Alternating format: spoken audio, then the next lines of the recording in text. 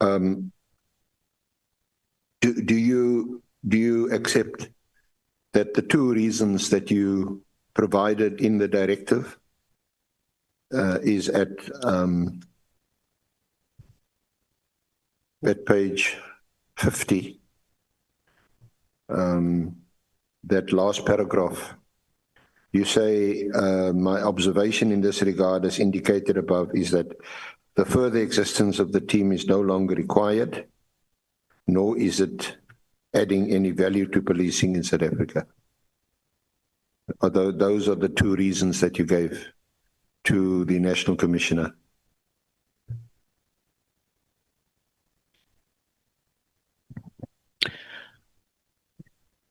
Look, there are three directives that I gave. But on this particular one, on the disbandment, I wasn't necessarily getting involved in outlining all the reasons that I had. But this was just an indicator, an indication, if you like, that I could indicate in the letter. But it was not all necessarily, because as you see, this is a very, very, very, on all three, they are similar. Just an outline that I could squeeze into the letter, because I wanted it to be very concise and not... So can we accept that these are some of the reasons, but not all the reasons? Yes, particularly... And then perhaps to assist you, the other one would have been the one you contend was discussed in the November meeting on the organizational structure. That's why that was also, so that's not here. And the budget, the budgetary issues, and the concerns that were raised by the people that I said to you and your team that they need to be afforded an opportunity. So there's to address the other comment concern, but the actual reasons I outlined them yesterday, and for your benefit again, I started off with. I wanted to summarize that for you, Minister. Please understand we do have a time constraint. This is our second day, and obviously you're entitled, and that's the space we gave you yesterday. You spent a lot of time on outlining your reasons. Yeah. As long as we agree that there's a whole range of issues, but I couldn't squeeze all of them there. I was just addressing to what is here and what you wrote, and what may have been in your mind at the time when you sent the directive. You explained yesterday to the Honourable Committee these other reasons. They've heard you. They will no doubt ask you questions on them. So that is part of the record. Just to summarize, you spoke about budgetary constraints, you spoke about the Haas, you spoke about Mashale, you spoke about Fort Hare, you spoke about Fadil Adams, and then on page 64 of your statement, paragraph 140, you also spoke about some other complaints, which you, perhaps to be fair, you either won't or can't disclose. They may have been conveyed to you in confidence or privately. But in terms of our National Commissioner, who, assuming you were authorized or had the power to do so, to direct that the team be disestablished, what you're telling him is the team is no longer required, it's not adding any value, and that is, to use your words, that is my observation.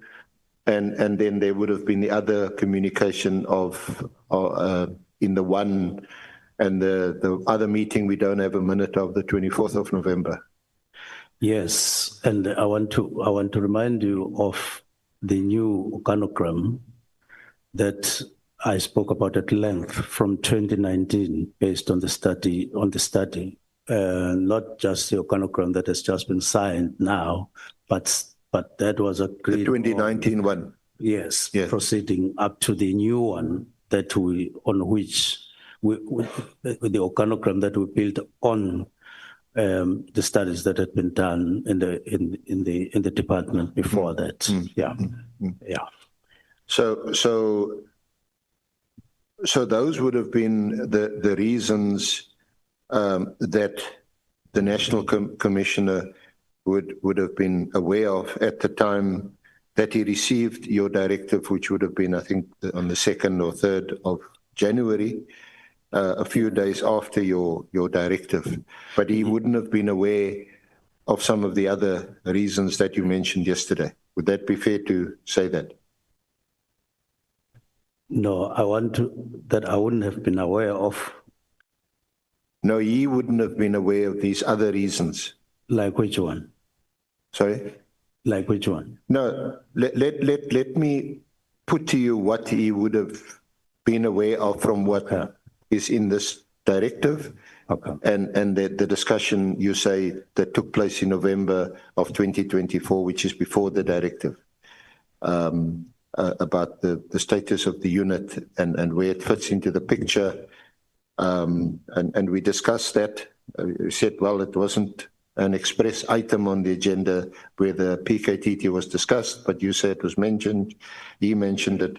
So he's aware of that. But some of the other reasons, like the budgetary constraints, Daas, Mashale, Forte, Fadil Adams, further complaints, you wouldn't have shared those with him. You wouldn't have shared these reasons with the National Commissioner before the 31st of December 2024. No, Daas and Mashale, they wrote these things, the bulk of them, last year. And I did have a discussion with the National Commissioner about them, and I think they wrote letters to the Portfolio Committee last year already. And remember that I also said about Mashale, I even referred some matters, her profile to the IGI to say, I keep on getting correspondence from this lady shortly after I got appointed. So I was aware, and National Commissioner did say, oh, now this lady I'm aware about, she has also shared things with me, but she complains, and we look at what she's complaining about and so on. So I was aware of all these things including, I was aware, and the department, National Commissioner, would have been aware of all these things. I may not have shared everything with him, but they were aware of them. That includes my main reason, my argument that we may be dealing with something that is outside the PFMA at the end of the day, as I advanced yesterday. Well, I'll put it to you, and I don't want to debate it any further. The record will speak for itself. That's certainly not the impression we got from the evidence of the National Commissioner. No, it's... He said the sum total of his evidence on the directive is that this came as a huge surprise to him. It was never discussed with him. The last time he saw you and you saw him was at, I think it was a parade on the 28th of December, or 28th of December. Sorry, it was apparently, I'm corrected, a funeral. On the 28th of December, you were there. I think it was in KZN, Kunazi was also there.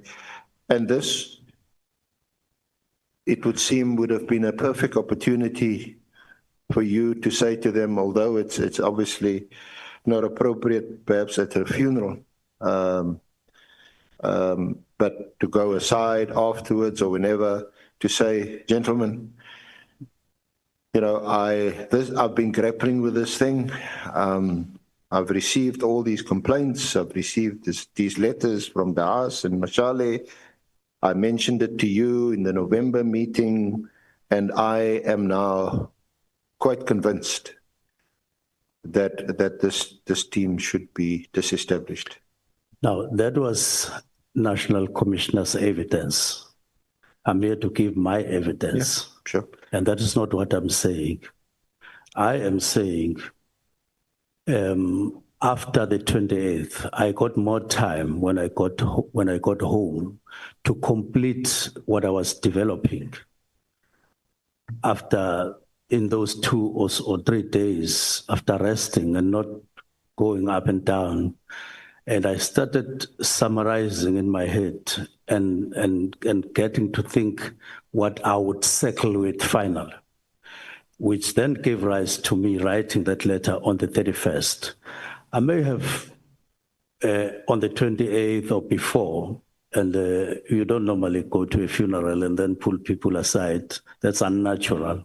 It can happen only on post-thinking that you could have pulled people aside, but natural in the flow of things, it doesn't flow like that. But I'm saying there were a number of things that were in my head for quite some time after our meeting on the 21st with deputy ministers, how to approach, how to package, how to engage the national commissioner.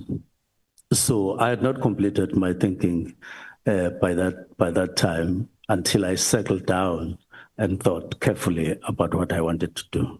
Well, even more so, Minister, with respect, I mean, you could have at least mentioned to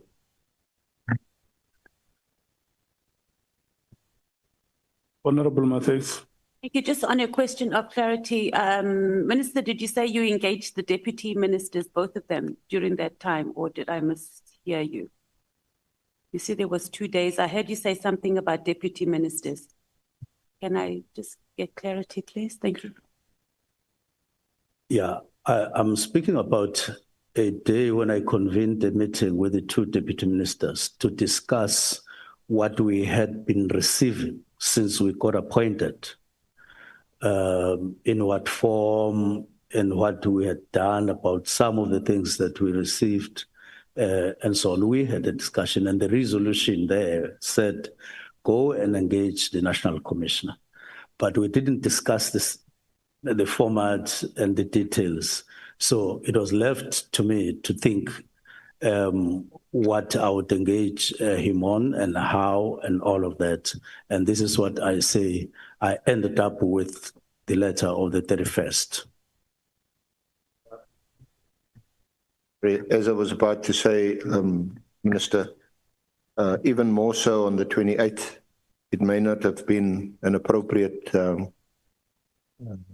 moment to discuss the demise of the PKTT when you just buried one of your soldiers. Senior Counsel, there is a hand of Honorable Nomvalo behind. Thank you very much, Chair. Chair, I just want to have a clear understanding of the response that has been given by the Minister to the question about the reasons. Is the Minister saying the Commissioner was aware that part of the reasons that led to the disbandments is what was written by Meridias? Or he says the Commissioner was aware that Meridias had written something like that, but he was not aware that that which she wrote was not part of the reasons that led to the disbandment? Because knowing that Meridias had a perspective and that her perspective is constituted the reasons for the disbandment are 2 different things. So I just need a clear distinction on that. What response is he giving to the council? Was he aware of the perspective, or he was aware that the perspective of Meridias formed part of the reasons for the disbandment? What was the response? I just need clarity on that. Minister. Thank you very much. I am saying when I settled down in those 2 or 3 days, I brought back everything that I had come across since I had been appointed. What do I do with these things? Because I had to weigh them and say, what do I do with them in order remember, at the top of my mind is the imperatives of the 7th administration. It is the safety of the people. It is the concerns that I raised with the National Commissioner, Deputy National Commissioners, and Provincial Commissioners in November, when we met them at Give a Screw On, saying, I'm being haunted by murders, the high rate of murders, the proliferation of firearms in communities and the havoc that these firearms are causing, and the drugs that these things are causing. So I kept on thinking about these matters very, very hard and very, very to the best of my ability in terms of thinking. And I then say, settle down. What do I do with all these things that I've collected in my capacity as Minister of Police on behalf of the people of South Africa? I then Merit Haas's letters and concerns, Mashale's letters and concerns and everything, the budget, how we are using the budget, and possible alternatives of using the budget. The work within SAPS that started way before I arrived and what could have been done and so on. All that bundle of things constituted what I settled down on and said, let me write a letter and it must take this particular form. And I did indicate yesterday that one of the things that came into my mind was to say, when the year starts, how do we start in a manner that brings about vibrancy along the lines that constitute expectations of the people on us in a way that will cause us and force us to, engage. And this thing is about change. How do you go about changing some of the narratives that should change within SAPS in favor of the people of South Africa, consolidating their safety? That is the matter. That was not just anything that Merit Haas wrote, but how do I bring all those things as a collective so that they are put in a manner that constitute my reasons when we met. So this is just a high-level summary on the two issues, but the breakdown of those matters is what I have submitted here.